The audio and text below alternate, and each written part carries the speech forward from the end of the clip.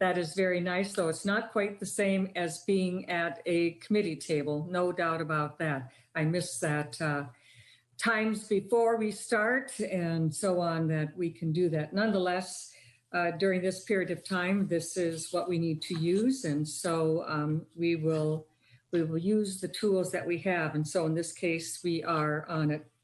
So would like to make a mention of just some comments that I will start out with. First of all, that elections are about the people and it's about the voters. It's really the day that Minnesotans govern. They're the ones on election day that are governing and choosing their representatives. And we serve the people of Minnesota through senators, House, legislature, and the elected officials. And they have a right to ask questions because the people of Minnesota ask us questions, and it is certainly appropriate for us during this time to be able to ask those questions as well. And by the way, without being accused of nefarious motives just because we're asking a question. Want to treat people who ask questions with respect.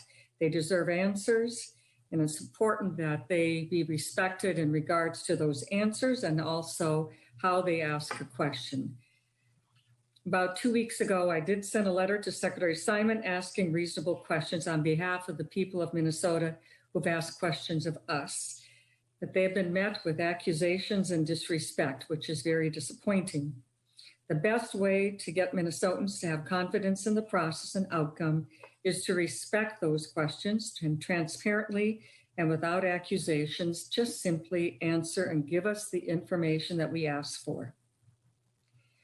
Disappointing to see that in the press statement, other things that was not done, and very disappointing. And phrases like no credible reports, no credible evidence, which are very vague and pronounced without substantiating information.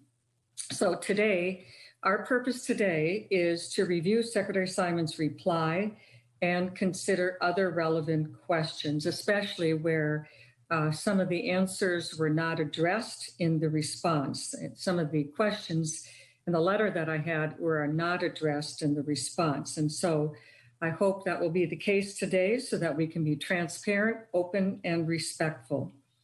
Secretary Simon, I'm glad to have you at our committee today. I understand we have about 30 minutes of your time, so I will not delay any further. And the purpose of our meeting today is not in regards to long statements or other kinds of questions. That's already been done through the letter, which we have read. It's also been done through press releases. So the goal today is to simply deal with the questions and look forward to getting some answers. And so I welcome you to the committee. And Secretary Simon, if you'd like to take a few moments to just identify yourself for the record. And if you have a comment to make briefly, we'd be glad to have that as well. Madam Chair, your staff had told me I'd be allowed a few minutes to make an opening statement, so I'll take him at his word. May I do that now for a few minutes? That's what I just said, Secretary Simon. Please go ahead. Thank you very much, Madam Chair and members. The 2020 election in Minnesota was a great, big success on multiple levels. There was no instruction manual. There was no guide. There was no template for running a statewide election during a once-in-a-century pandemic. Thankfully, nonpartisan election officials from every level of government worked extremely hard and worked together really well to provide meaningful access to voters and the highest levels of security, accuracy, and integrity. And the voters of Minnesota this year really leaned in to the challenges. They didn't lean away or turn away. They really leaned in. So let me recount, because the public doesn't have the benefit of this, committee members might, but let me recount for the public, because this is about the voters, what I think, or what I believe from my perspective, are those successes. First, Minnesotans really did adapt well to the uncertainty of the pandemic. In 2018, about 24% of voters voted from home or absentee. This year, that figure was 58%. Put another way, only 42% of voters voted in the traditional way on the given election day in a given precinct. 58% did not. And that tells me, obviously, it was about COVID. It tells me that Minnesotans were really good at adapting and using their own free will to make their own choices and judgments about how best to vote. And I think that was a great success. Second, the polling places were well staffed with election judges. This, Madam Chair and members, was a big blinking red light on our dashboard since the spring.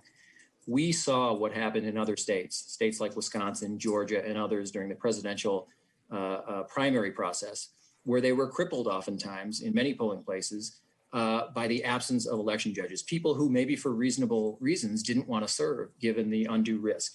So we set about in the spring and during the summer and through the fall to work with counties and cities. They're the ones who hire, train, and pay the election judges. The public might not know that. We don't, they do, but we wanted to have their backs.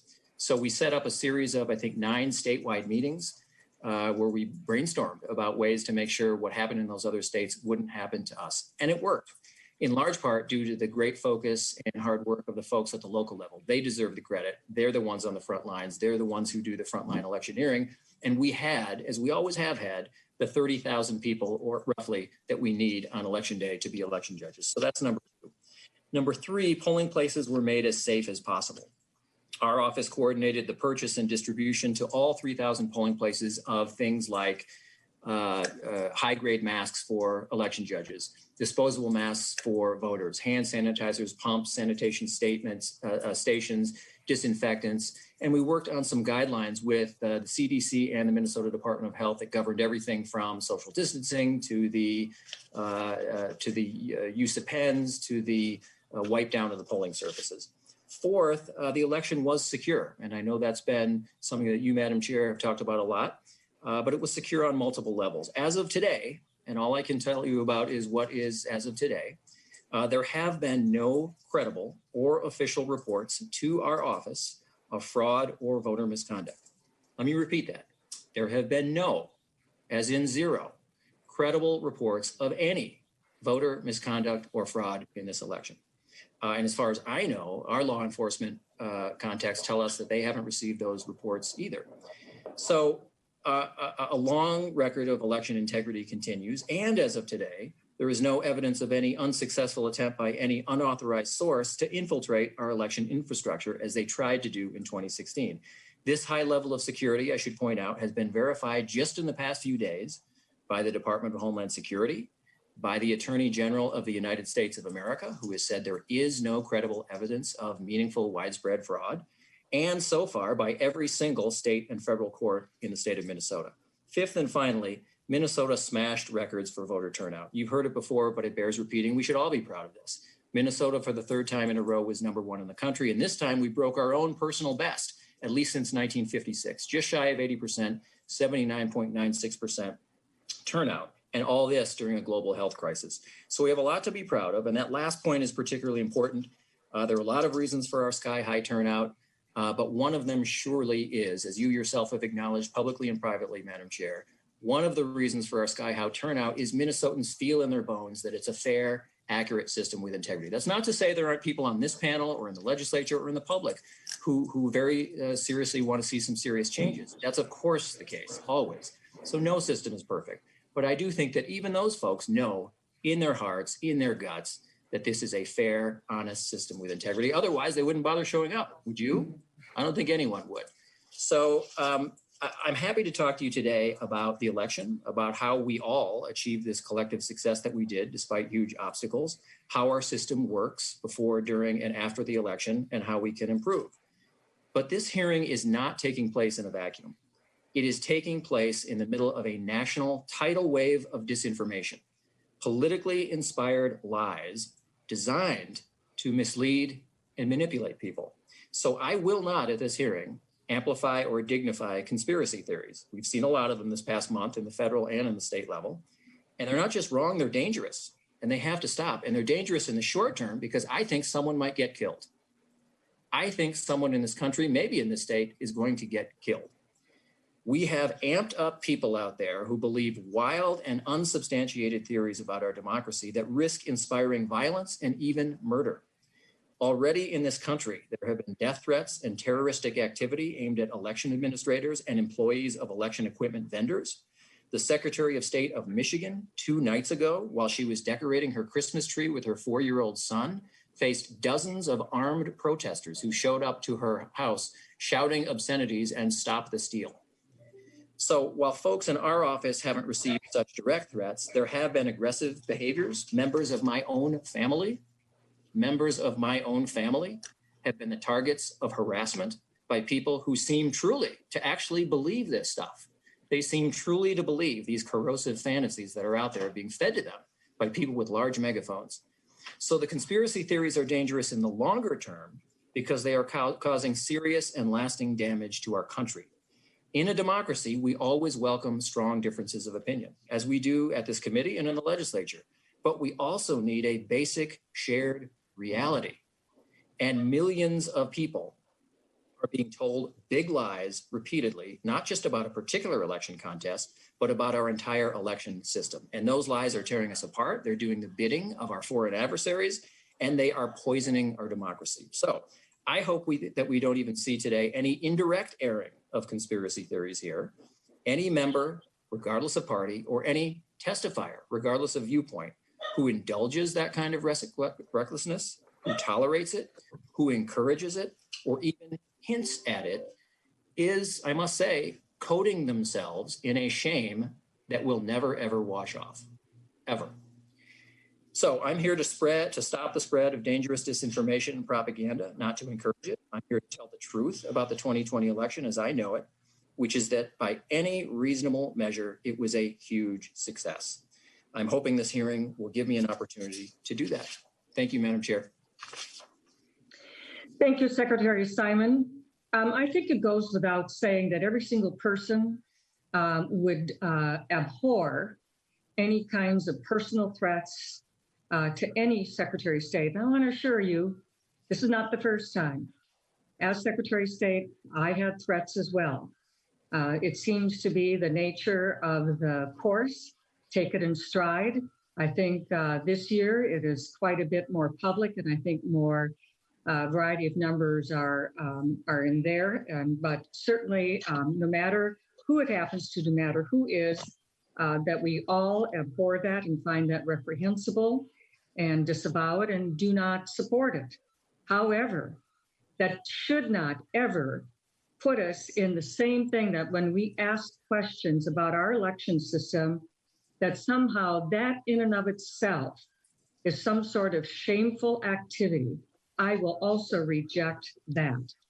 And so we're going to go ahead and we're going to deal with information that I believe and that I hope will probably also lay to rest some of those things that just by talking about the turnout and other things, which are excellent, and we all celebrate in that, but there still are some of those questions and sometimes the transparency of not being afraid to face them, to deal with them. And so that's what we're going to do today. Because many times what I think others are saying, well, why don't we just cancel this hearing right now? Because certainly any questions we have might be a problem, but I don't agree with that. I think in a free country, in a free society, we are able to do our business and to be able to ask those questions without being accused of some nefarious kinds of things going on. So with that, I want to just kind of go, because I think it's going to be very important to Minnesotans. I think it'll also be helpful to you, Secretary Simon, as well, to affirm again the process by which equipment is sold in the state of Minnesota, generally purchased by local governments. But again, many people may not be aware of this, that before any election equipment can be used in the state, it must meet the requirements and checks by the federal and state government, right? So the Election Assistance Commission has determined the voting software. They deal with it. They put it through their process through NIST, often National Institute of Standards and Technology. It comes to Minnesota. Your office then has the responsibility to go through that process. And so we actually asked for some of that information, and we are not real sure that we have that whole process laid out for us. So if you would take it from the federal government Election Assistance Commission and just give us kind of a step by step what happens with that election equipment. And by the way, this is true whether it's Dominion, ES&S, this is not specific to any particular kind. Just simply lay out the process for us. Sure. Thank you. Yes, thank you, Madam Chair. That's a fair question. And I might phone a friend, so to speak. Our elections director, David Maeda, is here, and he really has lived this stuff, both in his prior positions and in this position. But let me just give the overview, Madam Chair. As you rightly point out, it really starts with the Election Assistance Commission, which is a small federal agency that does what it sounds like it does, but principally and primarily one of its big responsibilities is to help with the certification of elections equipment. So what it does is it contracts with a private laboratory, but it itself issues some voluntary voting system guidelines known in the business as VVSG. Madam Chair, I know you were very involved with that as well when you were Secretary of State. The VVSG is simply, best practices or standards. I'm simplifying and generalizing, but that's what it is. So the lab gets its instructions from the EAC and from all the secretaries and other elections administrators around the country that have input into the VVSG. And then with that in mind, they certify or not elections equipment. So any vendor in this country that seeks to market any vending equipment, any elections equipment whatsoever, it can be a tabulator, it can be a central count machine, it can be special equipment for voters with disabilities, they have to go through this process. So assuming just for a minute in this hypothetical that it passes the process and is certified by the EAC, then and only then, at least under Minnesota law, I'm not as familiar with other states' law, but in Minnesota law, we can't even look at a machine.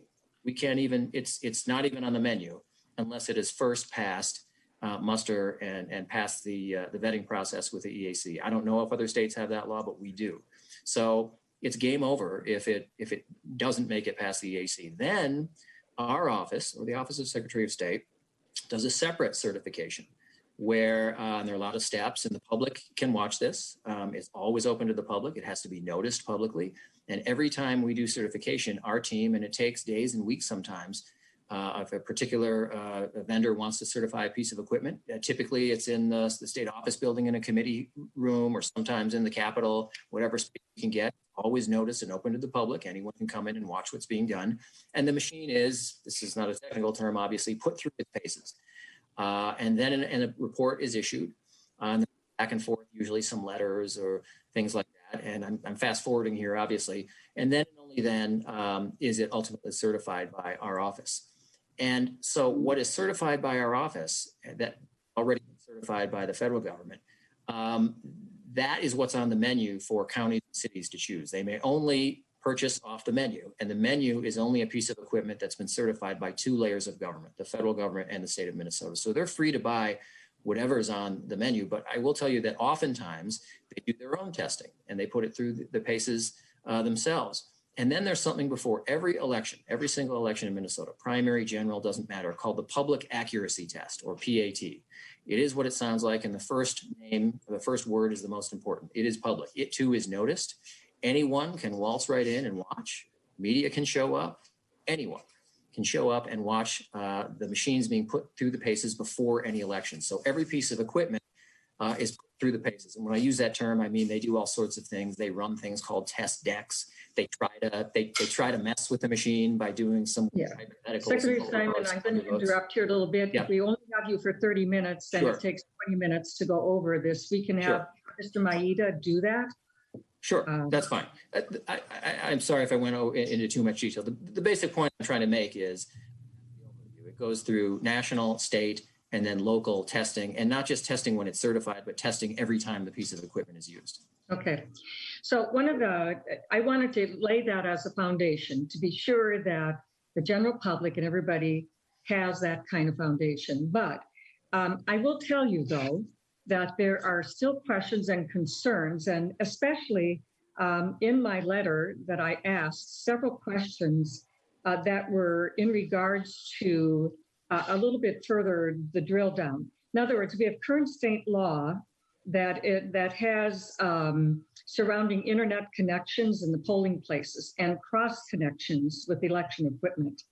These were questions 3 through 7 that we did not get answered in the letter that you replied to my letter. So it was disappointing, and that's why we need to follow up today, because at the crux of many of these questions are repeatedly the issues of internet connections, electronic connections, all of this. And I'm going to go into also, this is not new. 2016, 2019, even Senator Klobuchar questioned a company's machines and software, considered it a threat to the integrity of our elections, claimed that they are prone to security problems, and specific instances of switching votes in 2018. And then last year was MSNBC also showed how easy it was to hack a system in a video. Now that was later recirculated via Twitter earlier this month, but it originated in last year from MSNBC. So those are the kinds of questions, but they pertain more to the actual polling places. And again, the kinds of emails that those of us have gotten. So the question I have for you, in regards to your office, how can you prove that internet and electronic connection laws surrounding polling place technology, Minnesota Statute 206, was followed by precincts and counties? How do you know that? How do you enforce them? And then the follow-up would be, is there something we could do to maybe, I know we have the PAD, I know we have the post-election reviews, but this is a little bit different. This has to do with election. If you remember, there was a lot of work when we did the electronic rosters. A lot of time and attention was spent on that chapter of law in regards to making sure that they were not connected to the internet or connected in such a way that someone could have access. Could you explain how you guarantee the internet electronic systems? How do you enforce that? Thank you, Secretary Simon. And just to correct the record, I think we did answer the question, maybe not the one you wanted to hear. So here's my answer to your question at this hearing. I knew there was one in there. The answer to your question is that the law, as you say, prohibits anyone from using the internet at any time during the election. So the law explicitly allows them to do it before the polls close or after the polls close. But even then, when they do it afterwards, it's just the initial report. It's always an unofficial report, followed by the memory stick and followed by the actual ballots too. So it's just a preliminary call out to save time that some folks do. So as you know, Madam Chair, from personal experience, we don't have guns and badges in our office. There's very little that our office is empowered under law to make the counties do or report to us. But if this committee or if the legislature wanted every jurisdiction to have to report to us or to anyone else, any instance, even for a second, of using an internet connection before, during, or after the polling place, I suppose, just thinking on the fly, that could be something you could do. But I'm persuaded, knowing the 87 county auditors and auditor treasurers, knowing the county elections folks and the city elections folks, the city clerks, I will presume they are acting honorably and they are following the law until there's evidence that they're not. Thank you, Secretary Simon. And yes, we do in many cases take a look at that, but we also have law enforcement out on our highways. We have plenty of laws about that, and yet we have, those who are making sure that these things are enforced, and we'll follow up with maybe thinking about some of those things. You've mentioned some other things as well that we could maybe enhance as far as things being reported to the Secretary of State's office. So that may be one of them as well. But I think the assuming these things is probably not a help. And certainly by my being active on election night and the number of reports that came that there were folks who are trying to get into the county offices in order to supervise, to observe as they are entitled to by law, and were locked out. And those kinds of things don't help when local governments do that. But we will probably follow up this hearing by a little bit more activity. At this time, I'd like to call on Senator Curran, who had expressed interest before in a question, and also we will follow up you with Secretary Simon on those answers to questions 3 through 7 that we didn't seem to find answers to, and we'll follow up with you and see if we can do that more. But with that, I will hand it over to Senator Curran for a question. Thank you, Madam Chair, and thank you, Secretary Simon, for being here. So, your opening statement, you highlighted a variety of successes, and Minnesota's always had a great opportunity to celebrate success. But one of your statements is that your goal and job is fair, honest, accurate, transparent elections.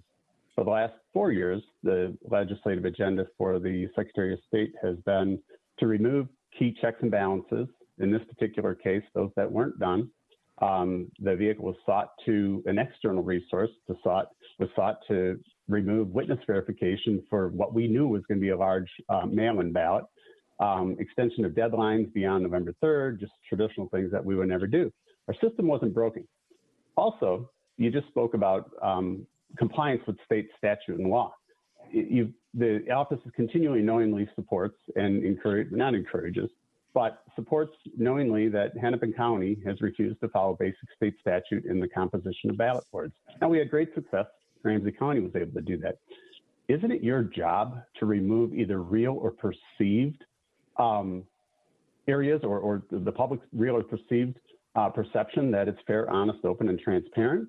All of those activities would lead to me to believe that would be the exact opposite perception. And we have to do everything we can to maintain that it is fair, honest, and open, and very transparent. So I would like you to at least out of those issues, tell me what actions have been done to make sure that we're going to bring Hennepin County into compliance with the violation, knowingly violating state statutes in the composition of ballot boards.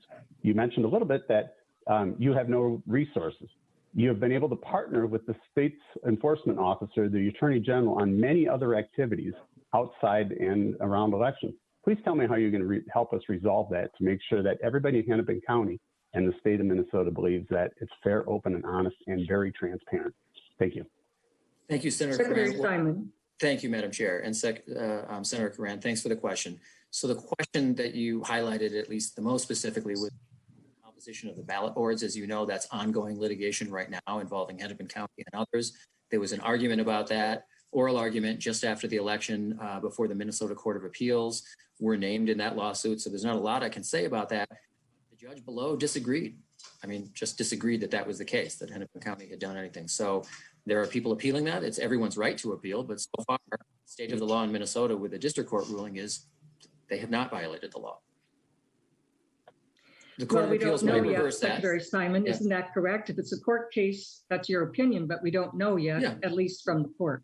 True. I'm just saying the one opinion that's been written, Madam Chair, I'm sorry, Madam Chair and Senator Coran, the one opinion that we have right now, written opinion, says no, the county did nothing wrong. And it's everyone's right to go to the Court of Appeals or after that to the Supreme Court. But as of now, in the eyes of the law, Hennepin County has done nothing wrong. It's anyone can argue the opposite, and they are arguing that. So. Well, Secretary Simon, can I ask you then to work with my office then on this kind of an agenda to, first of all, I think the law is quite clear. It says must use election judges. Then it goes to may use other things. Your guide seems to imply that that's a willing choice. They can just do that. It goes to show then, though, I will read or more detail the actual court. Oftentimes they take a little while to come back with more of their reasonings and other things than just their actual one decision or the other. So we'll look forward for more information. But I think it does point out the fact that Ramsey County was able to comply, did it very well with good results. And it just baffles me as to why you would have a county office who could choose, if you're saying what you're saying, Secretary Simon, could choose, and certainly everybody has worked very, very hard to supply those election judges, and they should do that just as a matter even of choice, as Ramsey County did, if nothing else. But we can work on that. We have another question, and I'm going to go to Senator Howe here to ask the next question. And Senator Howe, you can go ahead. Well, thank you, Madam Chair, and thank you, Secretary of State Simon, for being here. I guess the question I have is, and maybe you have not, I mean, you came out and said that you believe that we had a very high level of integrity on this election. My constituents have contacted me numerous times regarding concerns with the integrity of the recent election.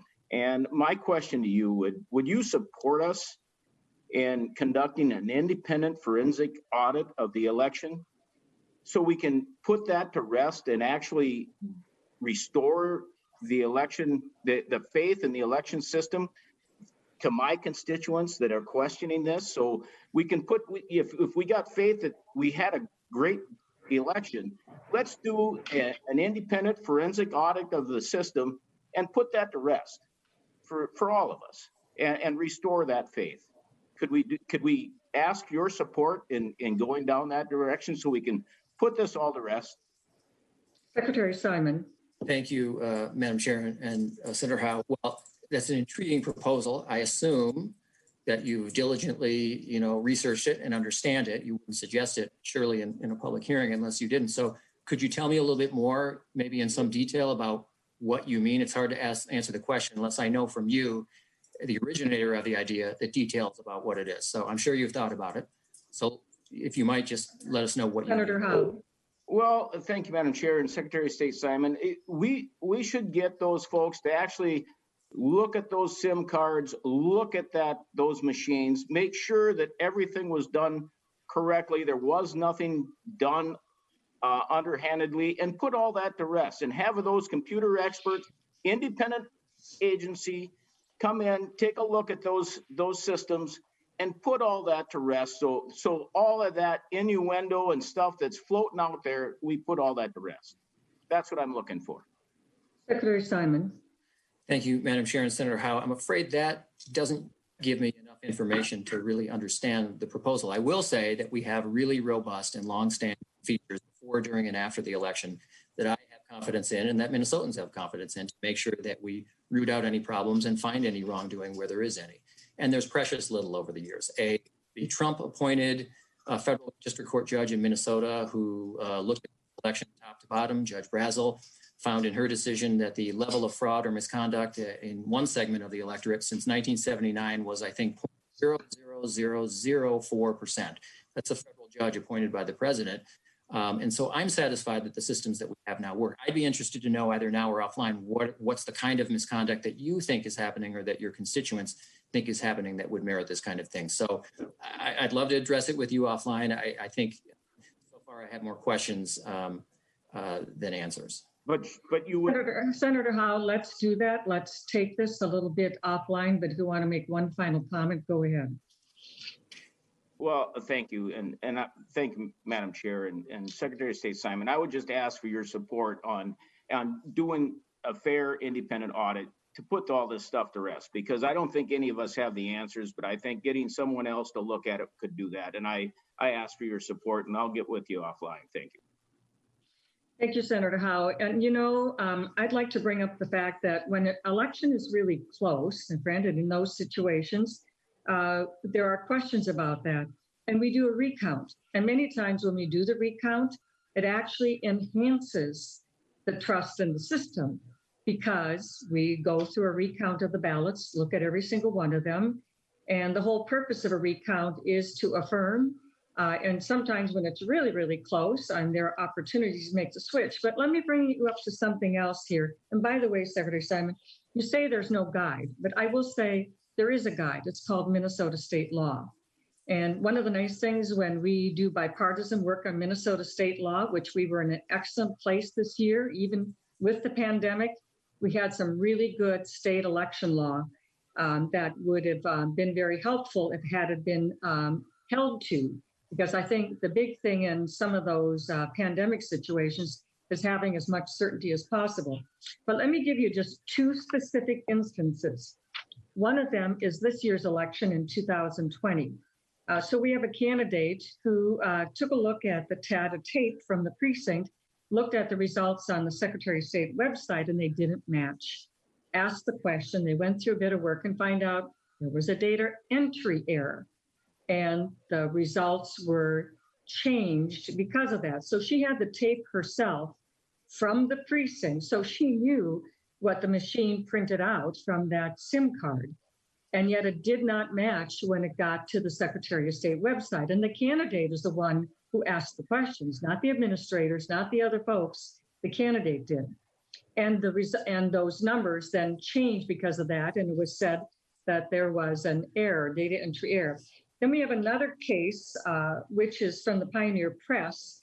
And in this particular situation, it was having to do with the Roseville mayor, actually Dan Rowe, and also Maplewood.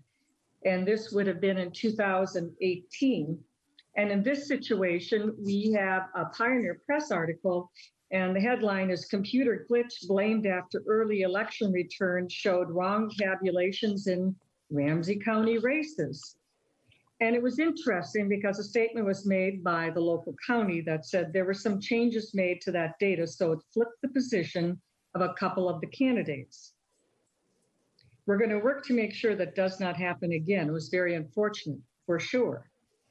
Then went on to say the software that was used to communicate the vote totals to the state was configured incorrectly. Now, when you have these kinds of press reports, 18 and then now, can you address this situation where results from a precinct are inaccurately entered all the way up to the Secretary of State website? How can that happen? And could you explain a little bit more of what that means? Sure. Secretary Simon. Yes, thank you, Madam Chair and members. You know, human beings make mistakes, and that happens. It happened when you were Secretary of State several times. That also got press coverage, Madam Chair. So I don't think it's fair to cherry pick a few examples. They are by far the exception, not the rule. I don't want to throw Mr. Triplett under the bus, particularly because he's here and will be a testifier later in this hearing. You can ask him what happened, what mishap happened in Ramsey County. He is a professional. He is one of the real pros in the state of Minnesota. So I would leave that to him. But if one or two human errors are the worst thing you can say about an election in this state or any state, that's a really good election. And again, almost 80%. Those numbers don't lie. People know that. Secretary Simon, year after year. I gave you a couple examples. And these were examples that were caught by candidates, not by the election system. Had they not said something, how many other people might this have happened to? We just don't know about it. And that's why I appreciate, I gave you examples, not to throw anybody under the bus, but if I don't give enough data, then there's vagueness, and I don't believe in doing that. I want it to be that there were tangible situations where this happened, and this makes a difference. But again, it was not caught by the election system. It was caught by the candidates who recognized there was an issue that we were dealing with. So I appreciate the fact that you're right. We are going to celebrate the successes, but we're also doing continuous improvement because we want to be sure we don't gloss over some of these examples, because if you do, then they can become more commonplace because you're ignoring them. Now, certainly that is the case. So I was wondering, one of the specific questions that we have here, would SIM cards be included in the protected data legally required to be retained by the state under 204B.40? It says all election materials. And the reason why I'm mentioning it, because this has come up and it's your opportunity to simply state it right out. It's on the record and then we're clear. So to that specific thing about the SIM cards and being stored and also being protected while they're stored so they can't be altered. Secretary Simon. Thank you, Madam Chair. That's an interesting legal question. I might defer on that one to B.B. Black, our general counsel, to answer that. She is well-versed and a walking encyclopedia on other laws. So maybe I'll defer to her. And Madam, I just have been texting my 11:30 appointment. They have been very patient, telling them I'm going to be late. So might have to be the ramp here. But I will defer to Ms. Black on that discreet legal. Okay. Thank you, Secretary Simon. We will certainly get to that and let you go there. One last question, though, I have for you. Okay. We asked for information on the Rose v. Simon case and other lawsuits that greatly changed election law in Minnesota and was the subject of a court decision, 8th District Court. Your office has the power to share those documents, yet you're refusing to do so. We would like to work with you on this matter and to be able to see those documents, because it's certainly something that we can. And I want to be sure that when you're invoking attorney-client privilege, you're not required to right now. Is it a choice that you have? And so I would like to ask you again if you would be able to share those documents, or if you'd like to continue this conversation, we'll be glad to talk about it some more. Yeah, Madam Chair and members, yeah, that is subject, that's an easy one. That's subject to attorney-client privilege. Any documents related to legal strategy or how, what, when, who, and how with litigation, anyone regarding any litigation would answer the question the same way. There's nothing particularly remarkable there. So no, we aren't going to start the precedent, nor did you when you were Secretary, of disclosing to people emails and underlying documents of litigation. It's not done anywhere that I know of in America, in any state, and we're not going to start. I just want to be clear that it is a choice that you have, though. There's no law that says you cannot. So just to let you know. I appreciate your being here today. Thank you very much. And we'll continue to maybe ask some questions of your staff, and we'll continue to be in touch with you and working to be sure that we continue to have things done as well as we can, and to honestly, openly, and transparently consider those things that are issues and just deal with them. That's how Minnesota people do it. So thank you for your time today, Secretary of Thank you, State Madam. Simon. I'm glad you could be here. Thank you, Madam Chair and members, for your time. Okay, members, I would entertain at this time any other questions, but we could go to Ms. Vivi Black. If you would like to address the question, I believe it had to do with the SIM cards that Secretary Simon deferred to you to be able to maybe address that more thoroughly. Ms. Black. Thank you, Madam Chair. I'm Bibi Black. I'm General Counsel for the Office of the Secretary of State. With respect to those cards, the cards are, as I understand it, generally reused by the counties and local municipalities in future elections. They are retained during the contest period, but the real source documents in any contest are in fact, and or recount, are in fact the ballots, and the ballots are the focus of the retention under 204B.40. The cards are not cheap, and I would suggest that if you wanted to mandate that the cards should be retained for the 22 months required under federal law in 204B.40, you might consider the impact of that on local municipalities and counties. As I say, they are to retain those until the contest period is over, but it's really the ballots, and the ballots are retained. Okay, thank you very much. Appreciate that. We will follow up with other questions, but let me ask you this. So until the contest period, what is the date of the contest period for this year? What would be the end of that? What would be that date?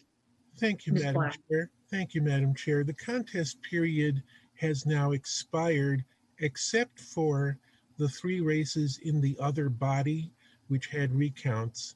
And the contest period then will expire 7 days. The contest period generally for a general election is 7 days after the canvassing board has declared the result. If there is a recount, then it's 7 days after the recount has been certified. So it's there certainly is opportunity under Chapter 209 to serve and file the contest within that 7 days. It's a shorter period for primaries and special elections. It's only 5 days for the primary, and then I think it's 2 days for the special election. But it's all after the results have been certified. And I might add that while a candidate has to request a recount, any person can contest an election in Minnesota. And currently we have that situation where we have both candidates and non-candidates who have filed contests before the deadline, and those are going through the courts right now. Okay, thank you very much. Appreciate that information. I think this one might be either you or Mr. Maeda. Let's see. Okay, there you are, Mr. Maeda. When you do Zoom and you have a person's face up there, depending upon who's speaking, it'll move. So sorry, Mr. Maeda, I had to go find you there. So one of the questions I have right now is, what are the qualifications for a non-UOCAVA voter to be sent an electronic ballot through the Americans with Disabilities Act? Not quite sure which one of you. Mr. Maeda, would you like to start the response to that? Sure, Madam Chair, members of the committee, my name is David Maeda. I'm the Director of Elections for the Secretary of State's Office.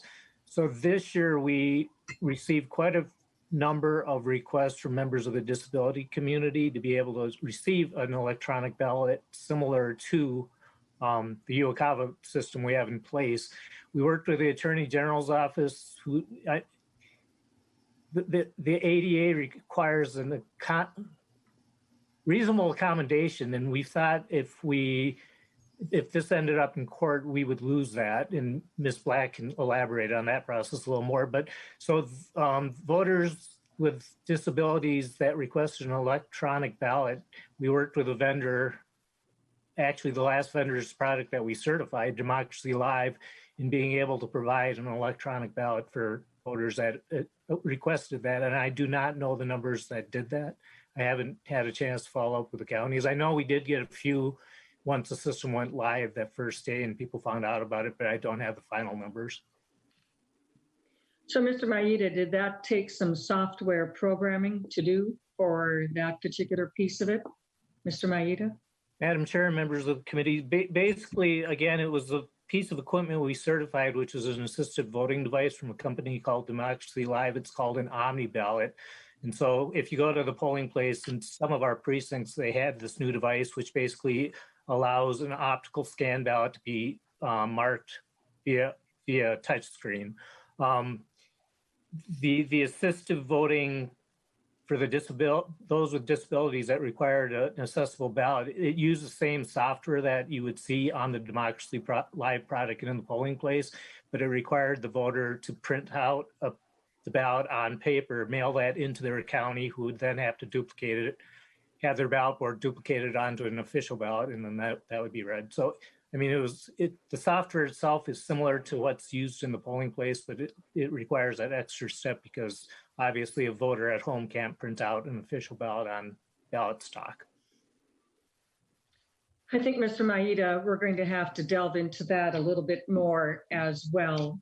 Because in regards to Minnesota current election law, it appears as again that there is the Attorney General and the Secretary of State office, and I can appreciate that, but I think I have more questions, but I'm going to defer for that right now because with this information, I think I have some other questions which I will go into further at a different time. One of the things that I do want to also clarify, there were a handful of counties that restricted those wanting to watch the ballots being counted in person, as they have the right under Minnesota election law, from doing so on election night. I received several calls in regards to this. There was one situation that I know of where the sheriff was called. And so we asked for information that indicated what the Secretary of State office put out as far as guidance or information or so on to the counties to either that night or prior to that night in making sure that the right of the people, that they are able to come in. And again, when you shut people out from doing that, and that becomes an issue, that fuels questions and concerns. If people are able to exercise their right, be able to observe, that is very helpful. So this was very disturbing to people on a very major election year. So again, there were a few of these counties, but can you tell us what the Secretary of State office gave in guidance or direction in regards to this issue, either before the election or on election night? Mr. Maeda. Madam Chair and members of the committee, the guidance we gave harkened back to 2008 when we had a very close U.S. Senate race and we had people showing up at government buildings requesting to be a ballot guard. And there's a very specific process and statute on allowing ballot guards into buildings. And so we basically sent out guidance related to ballot guards, which wasn't getting to the issue I think that you addressed on people showing up wanting to watch absentees being counted at government centers. I mean, they're two different things, but that was the actual guidance that we sent out that night. So, Mr. Maeda, do you think maybe some of these counties got confused and just because somebody wanted to observe, they maybe leapt to the conclusion that these were, quote, and by the way, I have never heard of the phrase ballot guard. I've not heard about it in an email and a question. This is totally new. So could you please explain what you mean by a ballot guard or where the source of that is? Because I've never heard that phrase. Mr. Maeda. Madam Chair and members of the committee, again, back in 2008, when we knew that the U.S. Senate race was going to be incredibly close, we had people showing up at the government buildings saying they wanted to be a ballot guard. And what that basically meant, and I was in the city of Minnetonka at the time, and we actually had someone show up at City Hall wanting to be a ballot guard. They wanted to be allowed to watch the ballots being brought into the building and then secured within the building. And then they wanted to be able to stay in the building, watching the room that the ballots were in, to make sure that only authorized people that had a business reason to go into that secure area actually did so. And that's what a ballot guard is. And that's actually defined in statute. I think it's defined in statute. Well, that's very interesting that it's, I think sometimes what I find is people who do not work in the election system a great deal use phrases or words that come from a variety of sources. What they generally mean is they want to observe. And the best reading, I believe, from county election officials should say, do you mean you want to observe? And I think actually, Mr. Maeda, a lot of when people are shut out from being able to observe something that is very personal to them, very important to them, that can fuel some of those kinds of questions. And we are much better served by making that possible and doing so. And so I think we might have a little work to make sure that people's rights are not rejected just because they didn't use the phrase that would have gotten them maybe a little bit further. Thank you very much, Mr. Maeda. We do have some testifiers at this time. So members, I would like to go ahead and bring the testifiers in at this time. So with that, I'm going to have Ms. Kim Crockett be able to give some testimony for a few moments. So Ms. Crockett, you can go ahead. And again, as we explained ahead of time, there's only a few moments, so I look forward to hearing from you. Yes, and I'm trying to figure out how to get on the video screen so that you can see. Oh, I know what I've done. I've blocked. On the bottom, if you move your cursor, it'll usually show up. I think. Okay. How's that?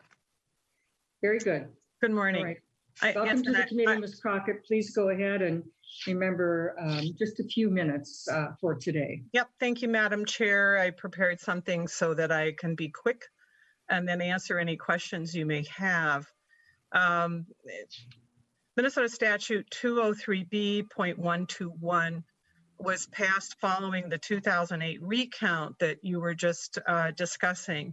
And among other reforms, required governing bodies to establish a ballot board to accept and reject absentee ballots, and that the election judges, and I'm quoting, performing the duties of the ballot boards must be of different major political parties.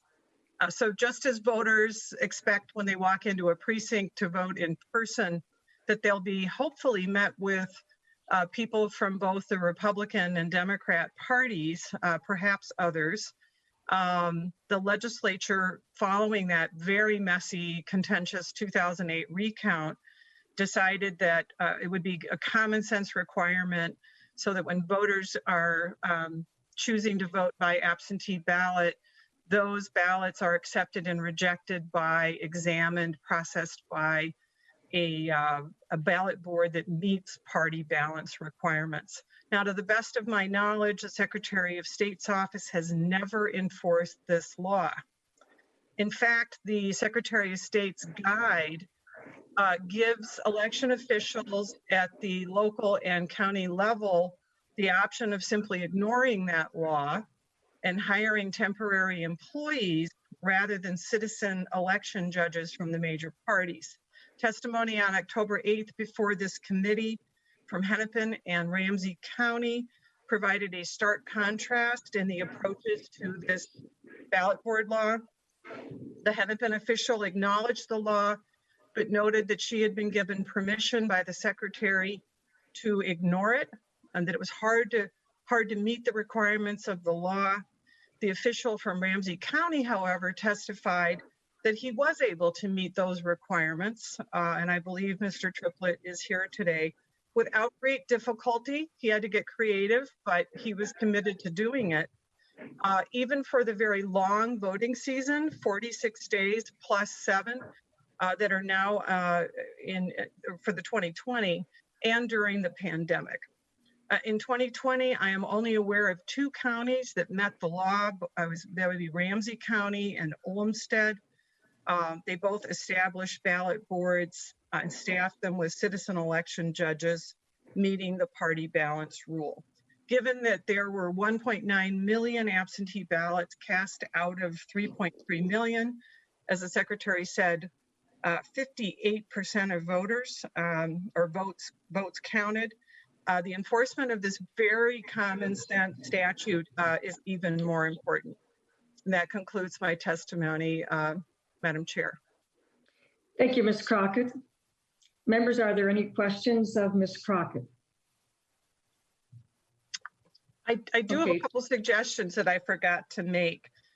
Given that there's no apparent history or interest on the part of the Secretary of State's office to enforce this election integrity law, perhaps this committee could draft language that clarifies the Secretary of State's duty to do so, to enforce the law, and make the procedure for governing bodies crystal clear.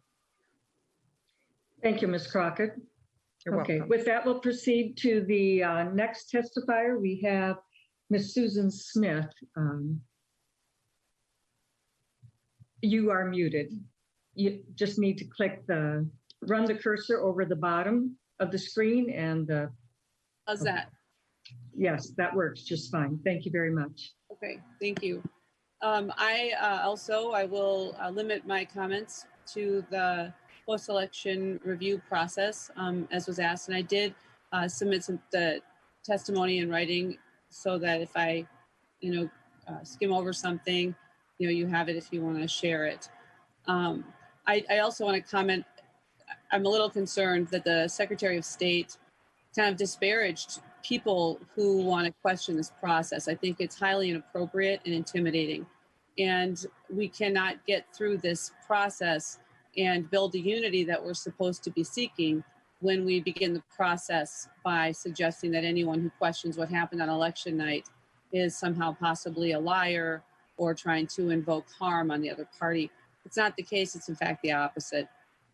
I think we have to really look at what happened in this election, and we need to get to the bottom of it, because when nearly half the state definitely feels like there are problems, we need to figure out why that is. In the Madam Chair, Madam Chair, this is Senator Lane. Okay, yes, Senator Lane, you've interrupted the testifier. I would just ask if she would introduce herself as to where she was an election judge, give us a little background. Thank you. All right, Senator Lane. Ms. Smith? So I'm Susan Smith, and I was not an election judge. I am an attorney, and so I work sometimes not for the Republican Party, but I am a Republican, and I did file a petition with the Supreme Court regarding the PER process and the failures that were found at it, and asking for it to be redone under the, following the guidelines and the rules and the laws that are appropriate to that process. Thank you, Ms. Smith. You can go ahead with your testimony. Okay. So we do have very clear rules for these PERs to be done.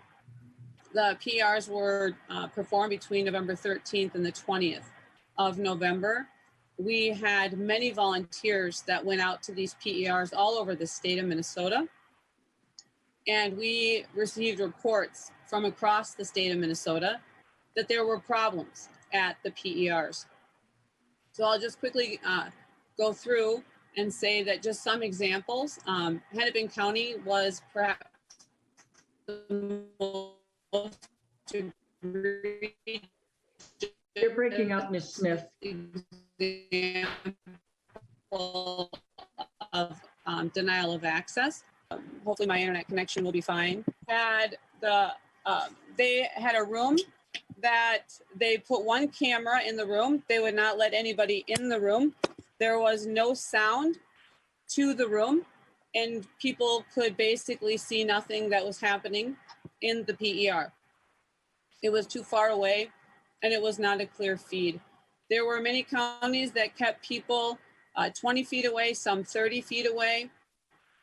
Many of the counties had people only able to be behind the officials, so they literally could not see the ballots at all. Or ballots brought in sometimes in boxes, like just cardboard boxes. They weren't sealed, so there was no way to confirm any sort of chain of custody of the ballots, and that is critical.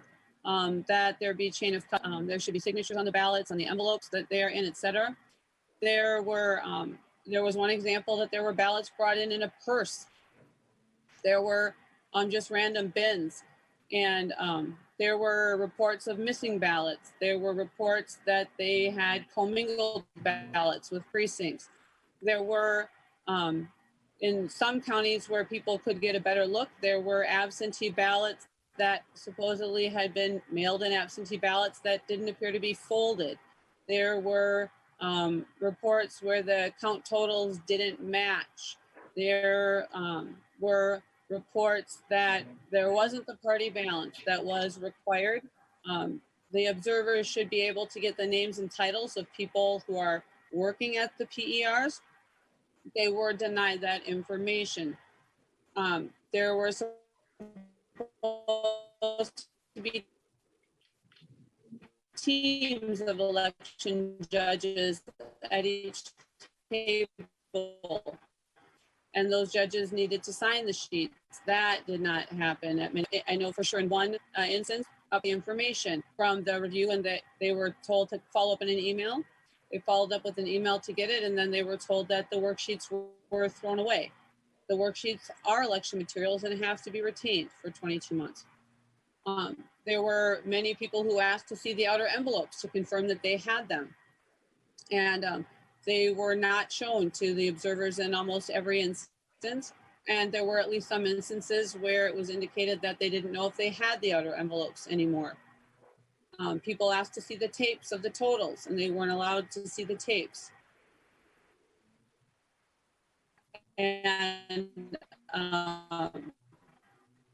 then finally, I think one point that kind of sums it up, one of the election officials said observers. And so I think it's important to note that ultimately the responsibility for the PER process and the canvass, it does actually rest with the Secretary of State and the judges that he calls to help him. And this is actually a constitutional requirement, and that is who's responsible for this ultimately. We have chosen to allow there to be these county boards to help that canvassing board.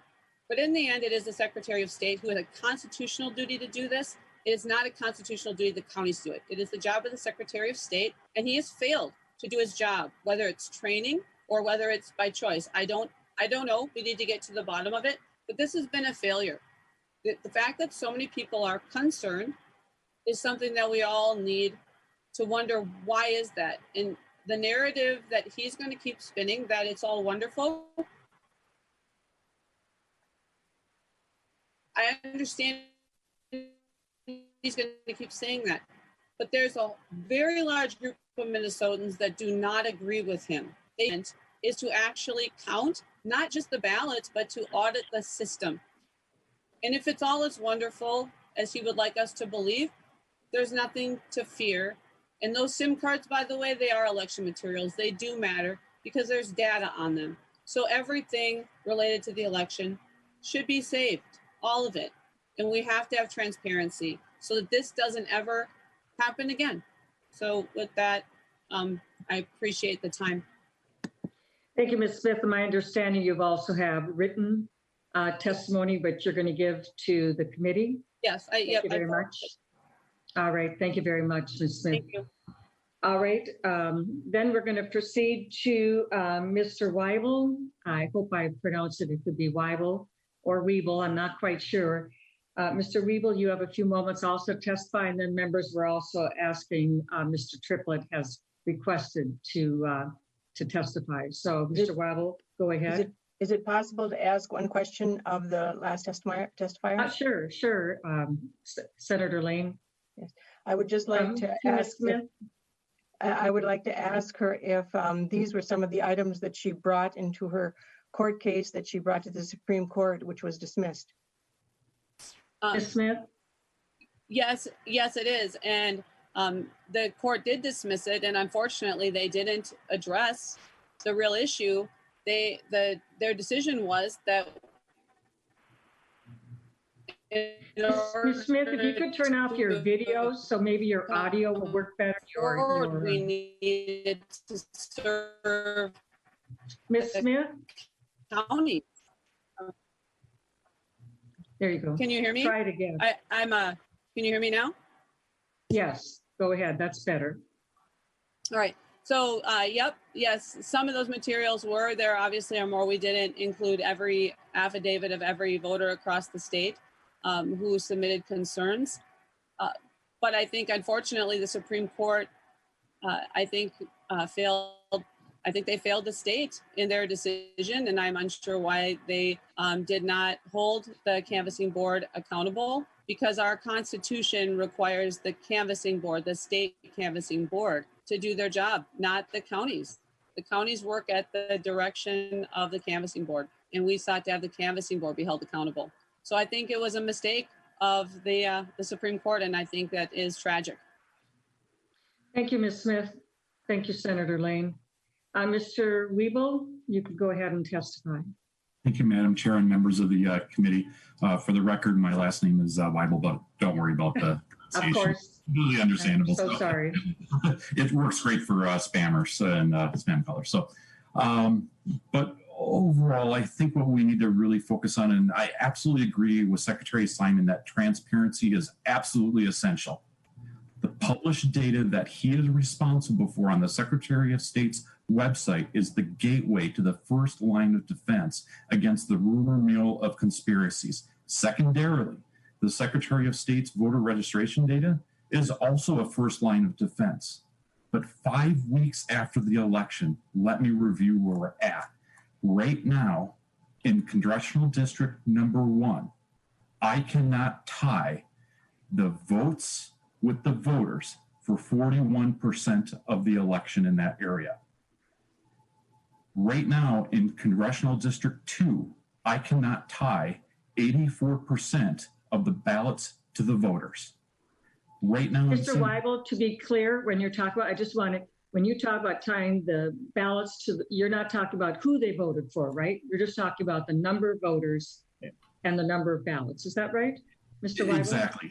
Exactly. So I kind of jumped ahead a little bit, but you'll see where I'm going here. It's right now, the data download that we got from the Secretary of State's office dated November 29th, there are literally 1.28 million registration/voters that we cannot tie together.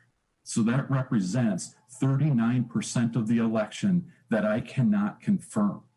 And when he talks about, and so I'll kind of skip ahead, I won't go through the rest of the congressional districts, but it's this kind of data that we need to be able to review from an outside accountability is right now the public with the data that's presented by the Secretary of State's office, because we can also tell on the Secretary of State's office that the county auditors are behind in their registrations of voters and the uploads. That is publicly also available. And so when I look at those 3 data points that are provided by the Secretary of State's office, I do not understand how the canvassing board could have legitimately voted without being able to cross-reference based upon the Secretary of State's published data. They didn't have the information in front of them. As a matter of fact, according to the Secretary of State's website, I can't even tell how many ballots were rejected. No, I have no idea. So, but from the Secretary of State's website, I have been able to determine that So far, and this is what's crazy, 942 people registered have no birth date. I've also been able to confirm that there are 1,667 registered voters over the age of 110. All right. And this is his data. This is not something I'm making up. This is absolutely his data that he is responsible for. And when I look at the trend log that I can see within the Secretary of State's website, where it actually shows me how many new people that they're registering, there are actually, the election was on 11/3, but on 11/4, there's a marker there for 5,411 new registered voters that voted on November 3rd. On November 5th, there's 449 new registered voters that have ballots for November 3rd. I could keep going on, but this is his data. This is what I'm seeing. So when I see stuff like this, I worry. And so I'll give you a specific. Voter ID 1727522 was born in 1850. The oldest person on the planet right now alive is 113 years old.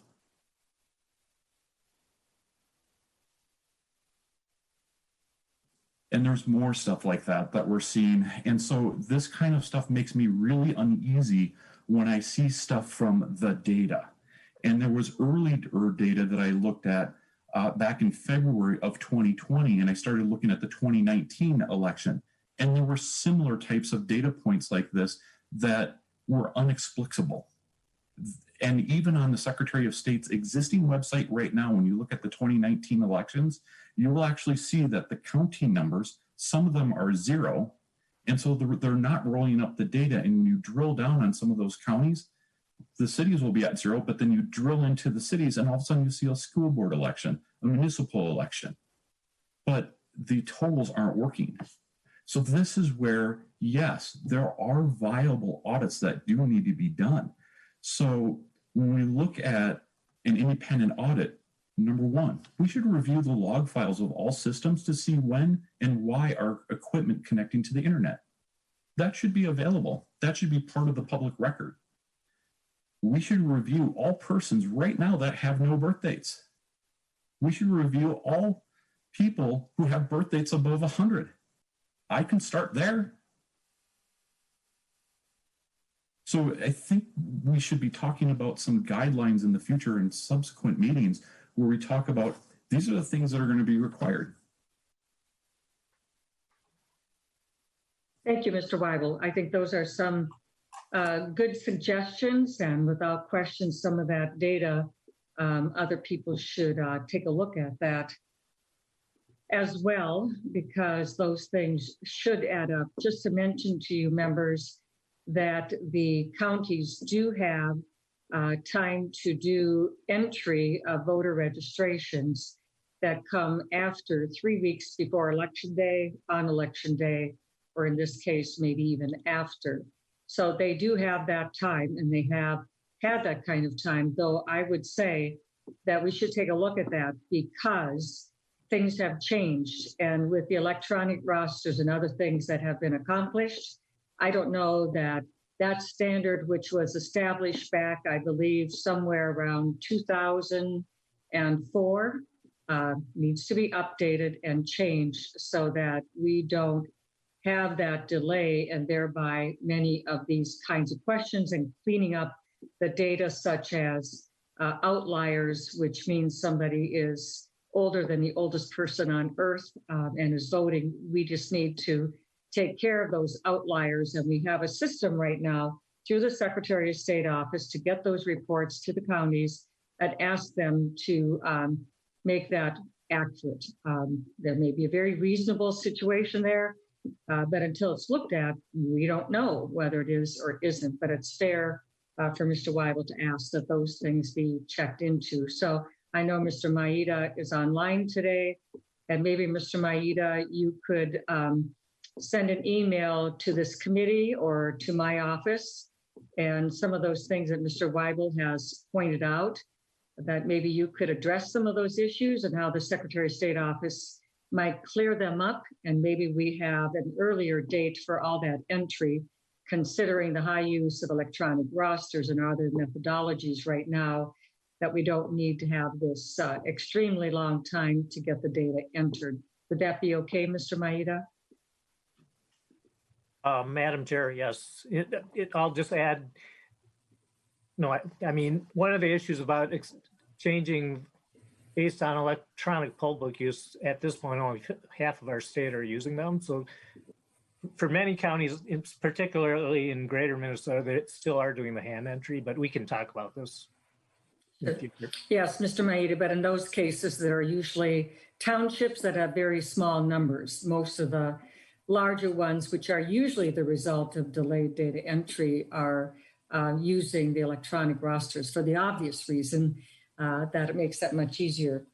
I do have Senator Lane, and I believe, let me see here, Senator Lane and Senator Carlson. Senator Carlson, you haven't asked a question yet, so would you go ahead, Senator Carlson, ask your question? Yes, thank you, Madam Chair. I just wanted to make sure that we understood that the birth date issue has been covered many times before, and that there was a period when you did not have to provide either a birth date or an accurate birth date in your registration. So to look at the age of people is a little misleading.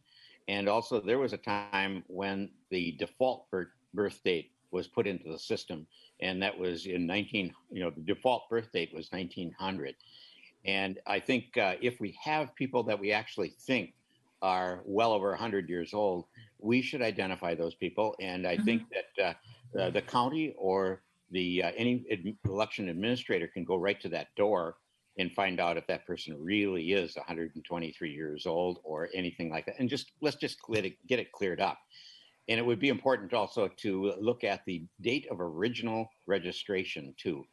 I've looked into some of these things, and it was several years ago that I did, and it was because of similar complaints of people not existing, of addresses not existing, and people with wrong names. And when I found out who these people really were, there was let's say, a human error description for the explanation. There was a transposition of an address where it was 1632 versus 1623, where there was someone who wrote their address with a 7, and the person evidently had a European background and crossed their 7 like a lot of Europeans do, and it became a 4. And they voted for 20 years with that incorrect address. And so, you can go back and look at those things. And actually, I won't go into the detail of my response to that constituent, but there were errors that could be explained, and those errors were entered into the system in the time when, I'm sorry, Madam Secretary, it was when you were the Secretary of State. So that they happen, and they happen all the time, and they will continue to happen, and so will human errors. And we need to make sure that we figure out what happened and get them corrected. And nobody wants to look at a voting record that a 123-year-old died. But I do know that I'm of the age where a lot of my family members are dying, my dad, my sisters-in-law, and I have checked the registration of those people right after they died. And in fact, before we got the death certificate, they were already listed as deceased on the voter rolls. So there is, and this is something that secretaries of states have done.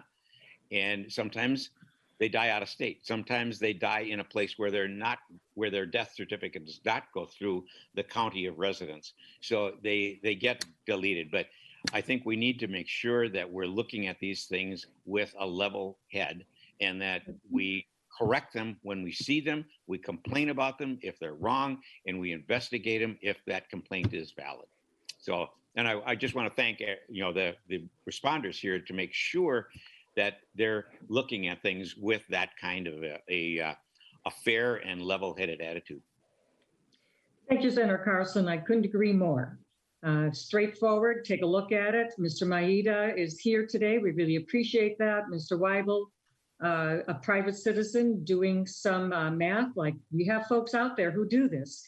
And if every single year, every single election, we address those things, hopefully it's going to get smaller and smaller as the laws of collecting data get to be a little bit more accurate. So I agree with you, Senator Carlson. Look forward to that. Okay, Senator Lane, you have a question? Mute. Yes, thank you, Senator Kiffmeyer. I just was, with respect, wondering why one of the few testifiers was a person who actually had so little knowledge. In other words, he should be asking the questions, I would think, as to how does this work where somebody is registered at 120 years old, and how can this happen, rather than just pointing them out as errors. What I should think that he would have contacted you about possible errors and you could have corrected him, because, for instance, we have many times explained this birth date thing. I think it was 1987 or something, where before that people didn't list your birth dates. So when I 4 years ago went into the system to try to find out, just to check my registration, as people were told to do, check your registration, and I couldn't find myself. So I had to ask somebody, why can't I find myself? I've been voting every year, every election, and they said, when did you first vote before approximately 87? Yes, well then you don't have a birth date listed, and to find your registration you had to put down your birth date. So in order to find your registration you have to put in 1900, because that's what your birth date is in the system. And so I did that, and I redid my registration online to actually go through that process of how does it work online, to clarify simply my birth date and get online. But if a person was, if it goes back to 1900, then in 2020, a person could be who has voted since before 1987, they'd all be 120 years old. So that's just a fact of the system for those who haven't corrected their own or been corrected. And this is just one example of how this testifier could have asked the questions instead of just claimed they were fraud in some way. And we're actually a part of ERIC, which is a nationwide program that actually goes through our list and lists in various states and compares them and checks and makes sure that there's not a person being registered in more than one state, et cetera. And we do the Social Security death records so that we clear the records of the deaths. We do all these things, and the question might be, how do we do them? What do we do? And why are these situations appearing this way, rather than just, oh my God, fraud. It's not. It's actually facts and reasons behind each of these things. Senator Lane, you used the word fraud. I want to remind you that our testifier, Mr. Weibel, did not. He gave data, he gave information, and through that was also giving the information to the question. And Senator Carlson picked up on that very correctly. And I talked with Mr. Maeda, but I think to criticize the testifier for doing some very important work, as you did on your own record, and he did as well. We want to value and appreciate that. So thank you, Mr. Weibel, and I will take those things that you have brought up as a question to be addressed, just like Senator Carlson brought up, and I will work with Mr. Maeda to take that forward. So with that, we will now go to Mr. Triplett. You waited a while, Mr. Triplett. Thank you very much for being with us today. So why don't you go ahead and make your comments, Mr. Triplett. You're muted. It was a great conversation starter though, Mr. Triplett. Can you hear me now? Can you lean into your microphone? You're very soft. I believe I have unmuted. Yeah, you are muted. I can hear you, but make your volume. You're very, very soft. I can hardly hear you.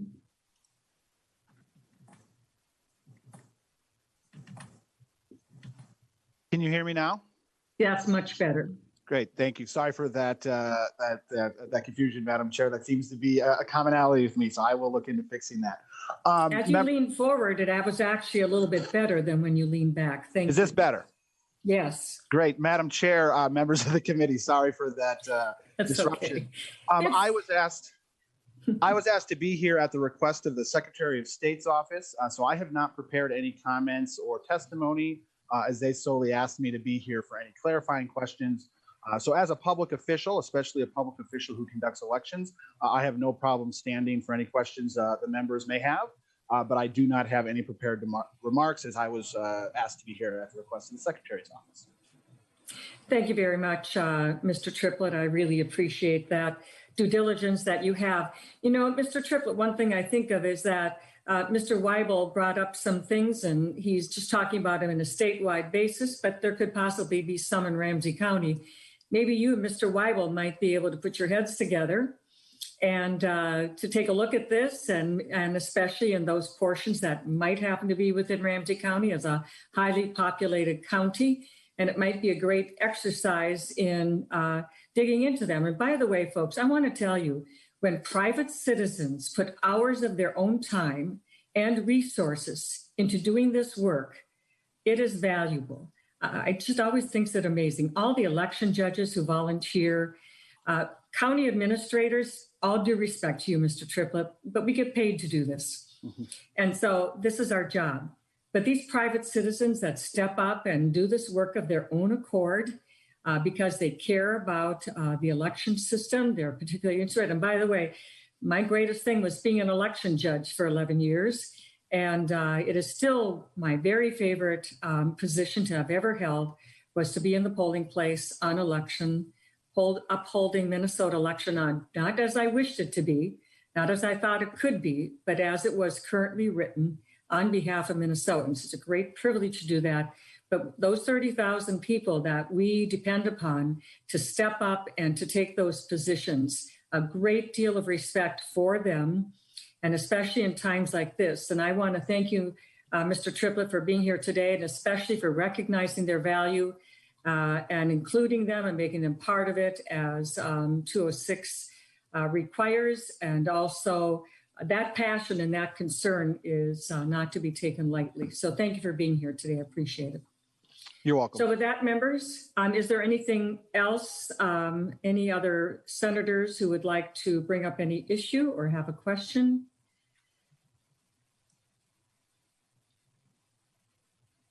This certainly won't be your last opportunity, by the way. We do realize that there are some questions that have been brought up today, other pieces of information. We want to be sure and follow it up in a timely fashion. I think that holding hearings is the best way for Minnesotans, whether they're Democrats, Republicans, or independents, their best way to get information. And many of the questions brought here today are their questions, and that we are able in a transparent way be able to make this available, the answers available, and follow through with it. And you as senators being here today, honor those people by your attention and by your being available and being here today. And thank you to our able staff as well who have been able to be here. Any folks who have given testimony today, if you wish to submit anything in writing, you are welcome to do so and submit it to Paul Carlson, our committee administrator, and he will distribute it to the rest of the committee so that you also can take every opportunity you have to take a look at it, ask more questions, and see what might be there. That's part of the give and take of what we do in a committee hearing that I consider of great value.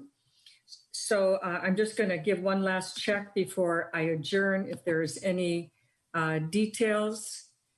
Senator Carlson, I see a chat message here. You want to make a closing comment. And also, members, there is some data from Mr. Weibel in regards to information on individual CDs. Just to mention, Mr. Weibel, once the Zoom meeting is ended, I'm not confident that all that data is retained in the chat box. So we'll look forward to receiving that information from you. Senator Carlson, would you like to make a comment? Thank you, Madam Chair. Yes, I want to really thank everybody for taking part of this. Whether we all agree with each other or not, there's something to be learned by every comment that's made. And I also want to make sure that we give, like you mentioned, the people who are volunteers, and that includes the voters, they volunteer to come in and do their voting. And make sure that they are appreciated. The county people are appreciated, the city people, all of these people that are trying their best to make things work as we hope and wish and expect them to work. And when we talk about people like the Secretary of State making a failure.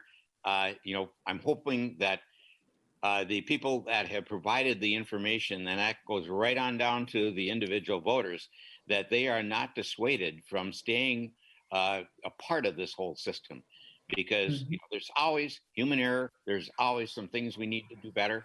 And I think you agree, Madam Chair, that there probably should be some things that we do need to freshen up in our voting system. And there's a lot of things that I have thought about. But one thing that we want to make sure is that if we do apply a criticism of any part of this, it's a criticism of the entire system. So it's a criticism of the voters. It's a criticism of the election judges, of the people that come to the precincts and attempt to oversee what is being done there and make sure that it is done according to law and according to expectations. And if we do see something that doesn't seem right, it is our responsibility to fill out a complaint, or to make the complaint, or even to the point of filing some kind of suit and having it evaluated by the highest level of people that can evaluate it. And we do know that some of these complaints have been dismissed, and they have been dismissed by the Supreme Court in Minnesota, and the opinions are written by the Chief Justice, who is generally considered fairly Republican because she was appointed by Republicans, and she is, tends to lean that way. So when we make a criticism of the entire system, she has the last word, and I trust her, and I think that her opinions really make a difference in how we need to approach this. But I am willing to look into any of the complaints that we have in any of the details, because unless we listen to all of these, we won't get better. And I want to see us get better. Thank you. Thank you, Senator Carlson. And I look forward to working with you and to considering some of those things. Just to mention, though, the voters have a specific responsibility in regards to coming to vote and complying with Minnesota law and giving their accurate information, so on and so forth. That is specific. But as to running the equipment, that is not a voter's responsibility. That is the chief election official, the counties, cities, and townships working together. They have that specific responsibility. Don't call it, it's just a duty and a responsibility. And in our form of republic government, because we have a constitution, so we are a republic, there is a separation of duties, separation of powers. And so we recognize that. One of the concerns that I would say, Senator Carlson, is some of my concerns are that we are having the Attorney General, the Secretary of State, and the courts involved in changing election law during the process of actually conducting the election. And so I look forward. I think that has opened up some doors that I think are concerned. But I'm sure you have a list. I have a list. We'll get together, share a list. Thank you very much, Senator Carlson. With that, members, I appreciate your being available today for this very important responsibility of this committee hearing. And thank you. And please stay tuned. We may have another one even yet before the holidays to follow up while things are fresh in our mind. With that, thank you very much. And we are adjourned. Thank you.